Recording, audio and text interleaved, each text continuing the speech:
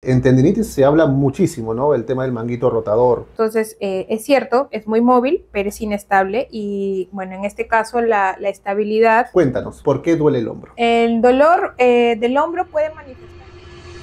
Hola, hola, bienvenidos a un nuevo episodio del canal de Ortomédica. El día de hoy estoy con una gran invitada. Soy el doctor Juan Anampa, médico traumatólogo, especialista en lesiones deportivas. Y el día de hoy me acompaña la doctora Mayra Ríos, también traumatóloga, especialista en lesiones deportivas y miembro superior. Y hablaremos hoy de un tema muy importante que afecta a muchas personas, el dolor de hombro. Hola Mayra, bienvenida. Gracias Juan por la invitación. Bueno, ahorita vamos a hablar sobre un tema muy común que es el dolor de hombro y que muchas veces ha sido malentendido, y vamos a explicar las causas, los tratamientos que se están estableciendo y así poder guiar a las personas sobre este tema. Qué bien. Mayra, vamos al grano. Cuéntanos, ¿por qué duele el hombro? El dolor del hombro puede manifestarse tanto por causas locales como causas referidas. En este caso vamos a hablar sobre los temas locales. Los más comunes son la tendinitis. En este caso podemos hablar muchas veces del manguito rotador o del bíceps. También otra de las causas son la bursitis, que es como una bolsita que normalmente se encuentra protegiendo la articulación. También otras de las causas pueden ser el desgaste por esfuerzo o por trabajos repetitivos, y también otra de las causas que muchas veces puede referir las personas son lesiones por traumatismos o lesiones, por ejemplo, en adultos mayores, que como ya se va desgastando la parte de los diferentes tejidos, tanto musculares como cartilaginosos, pueden ocasionar dolor. Ocasionar fricciones, ¿no? Por el tema del desgaste.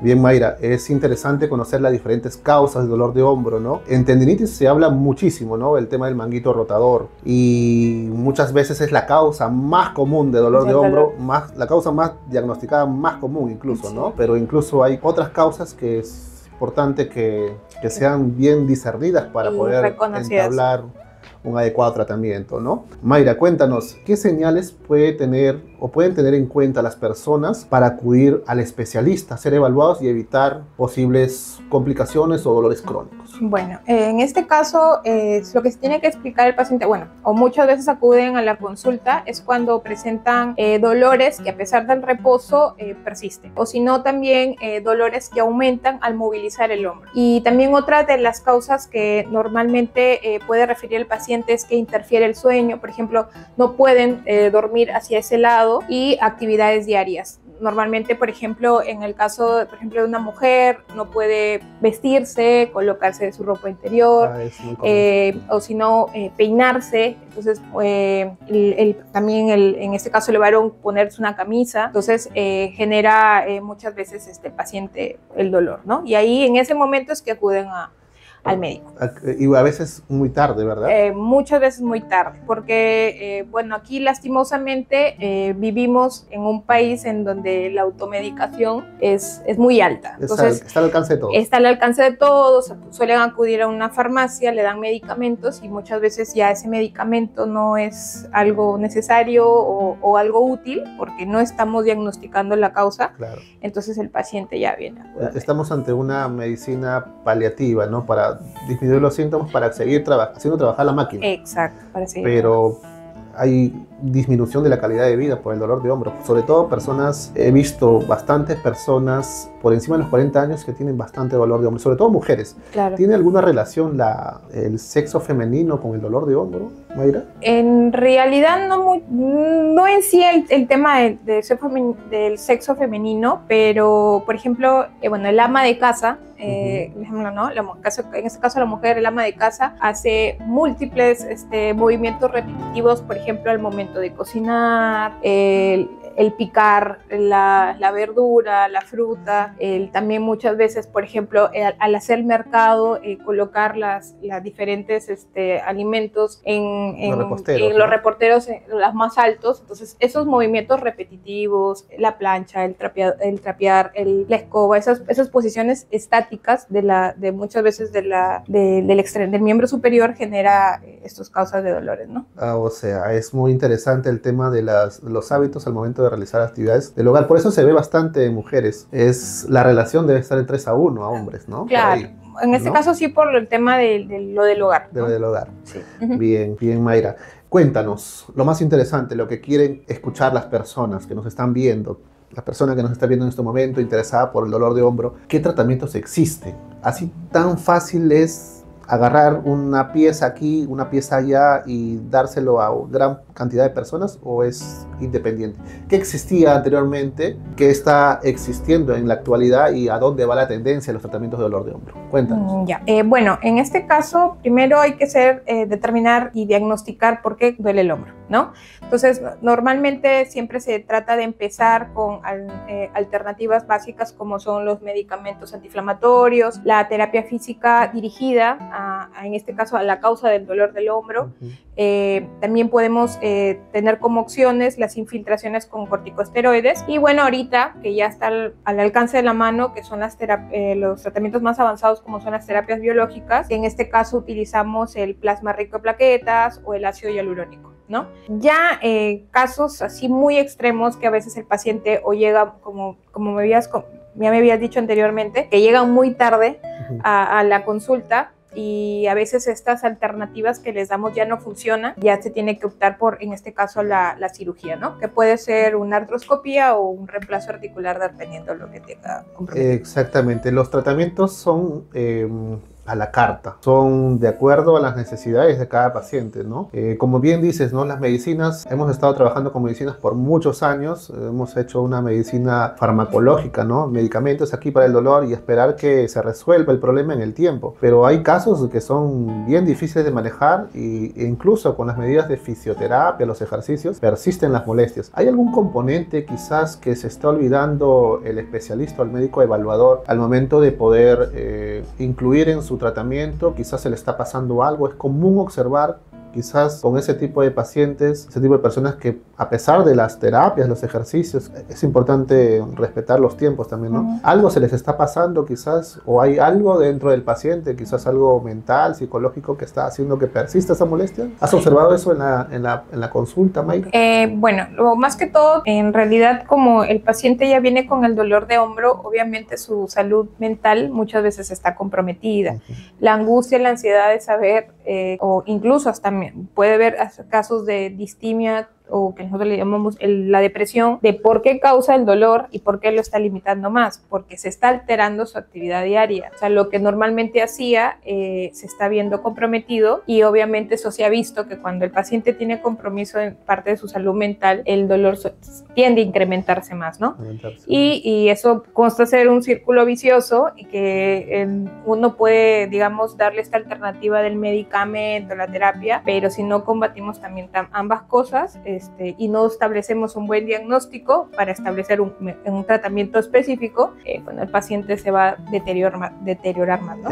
Definitivamente. Mayra, lo que quería comentarte y quería que sepa las personas, ¿cuál sería el flujo adecuado en una atención de dolor de hombro? ¿Cómo sería? ¿Qué inicia primero? ¿Una evaluación física? ¿Una conversación con el paciente? ¿Quizás algún examen que sí o sí deba tener? Cuéntanos, por favor. Ya, mire, lo que importante aquí, que siempre nos han enseñado incluso desde los primeros años de medicina en nuestra formación, es la anamnesis, que es básicamente el tiempo que nos debemos tomar tanto como médicos con el paciente, haciéndole preguntas desde cuándo es el dolor, cómo es el tipo de dolor, si se irradia a un lugar o no se irradia, qué tipo de actividad hace, la ocupación que tiene, si su ocupación le genera estar en una posición estática o si tiene que hacer pesos, o por ejemplo, o si hace su ocupación le genera establecer trabajos vibratorios, por ejemplo los que abren las pistas, sí. ese tipo de trabajo, ¿no? De trabajo. También lo que tenemos que tener en cuenta es que fuera también de la ocupación es,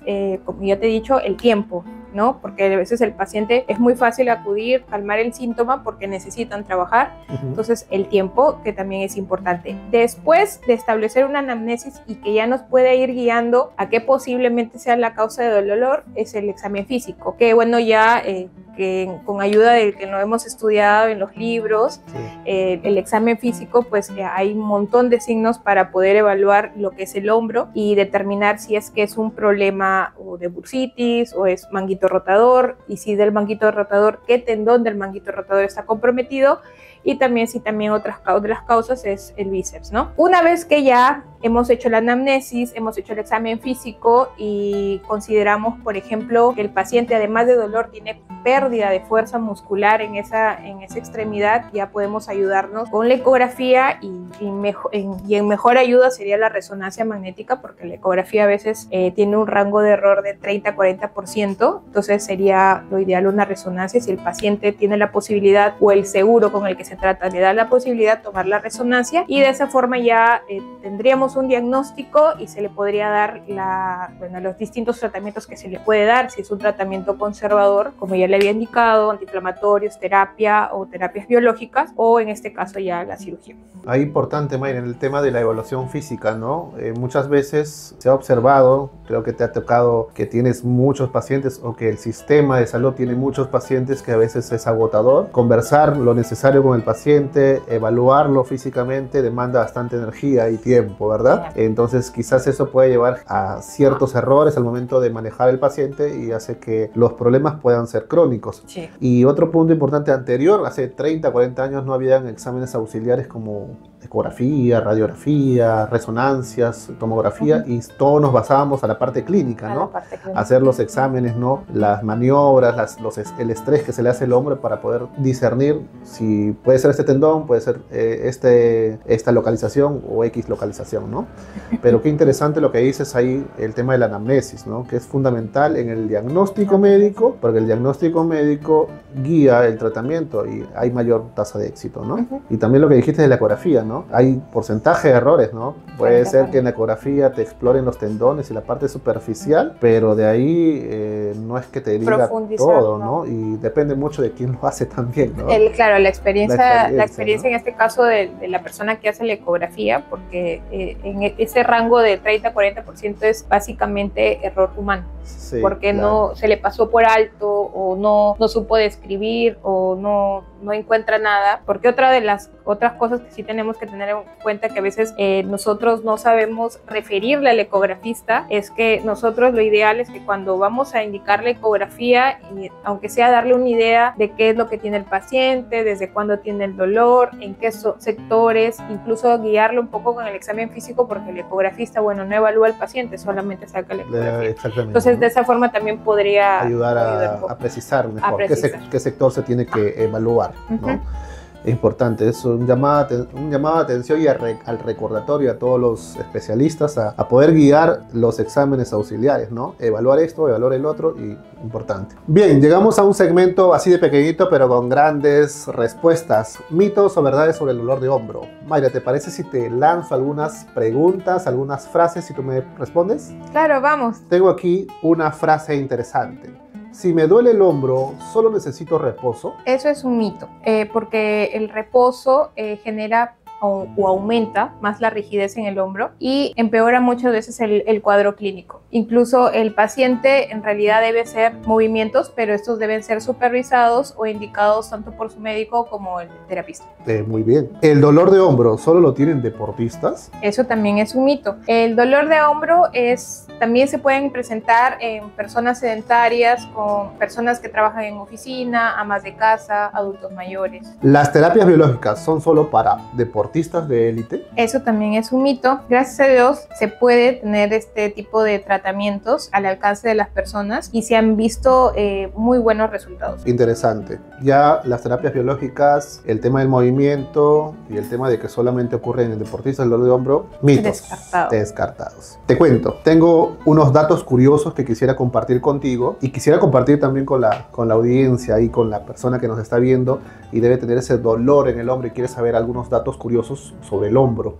Cuéntanos algo interesante que puedan conocer las personas sobre el hombro. Por ejemplo, el hombro es la articulación más móvil del cuerpo humano, pero así como es muy móvil, es muy inestable, debido porque la cabeza del húmero, que forma parte de la articulación del hombro, al articularse con la glena, que es una parte del omóplato, esta glena es muy pequeña y vertical, mientras que la cabeza del húmero es demasiado grande. Entonces, es cierto, es muy móvil, pero es inestable, y bueno, en este caso la estabilidad, para que evitemos dislocaduras, es ahí donde interviene muchas veces el tema ligamentario, los tendones, ¿no? Otro de los datos curiosos es que el dolor de hombro muchas veces se va a ver asociado a dolores en el cuello. El paciente va a decir que muchas veces el dolor se le irradia el cuello. También se han visto que, bueno, el 50% de las personas mayores van a desarrollar en cualquier momento el dolor de hombro. Y uno de los principales causales es que ya a partir de los 40 años hay un pequeño menisco que se encuentra aquí en la articulación entre el acromion, que es parte del omóplato, y de la clavícula, que ese menisco a partir de los 40 se va desgastando, entonces eso genera también dolor de hombro.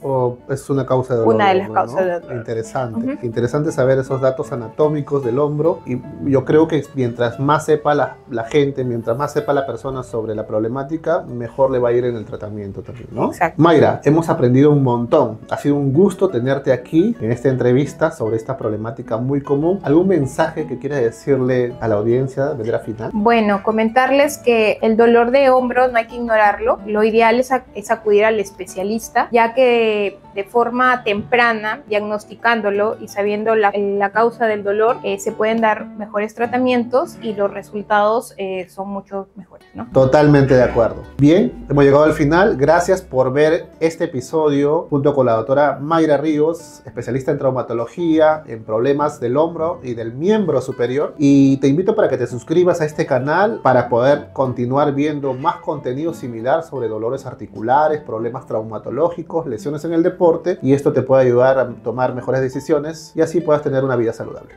Escribe en tus comentarios de qué temas quisieras hablar para la próxima vez.